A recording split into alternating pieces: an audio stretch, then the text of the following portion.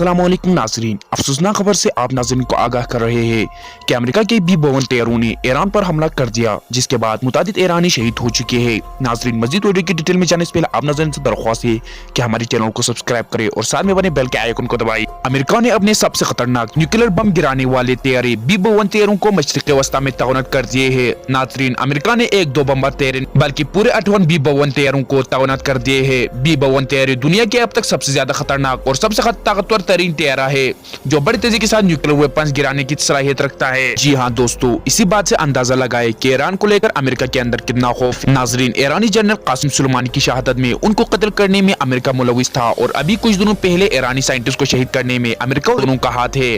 नाजरीन, अमेरिका ने अपने 58 B-52 तैयारों को कतर के एयरबेस पर तैनात कर दिए हैं। नाजरीन, अमेरिका की एजेंसियों को यह खबर मिली है कि ईरान बहुत बड़ी कार्रवाई करने वाला है अमेरिका के खिलाफ।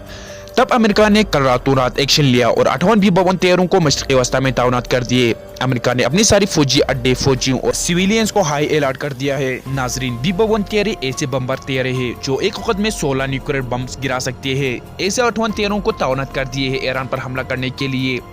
नाजरीन, ये तैयारे 2500 किलोमीटर दूर से ही न्यूक्लियर बम फेंक सकता है, यानी ये तैयारे सूजी फिजाई में बैठकर ईरान पर न्यूक्लियर बम। नाजरीन, मजीद इस तरह की अपडेट्स सुनने के लिए हमारे चैनल को सब्सक्राइब करें और साथ में बने बेल के आइकन को दबाइए। Thank you, Allah Hafiz.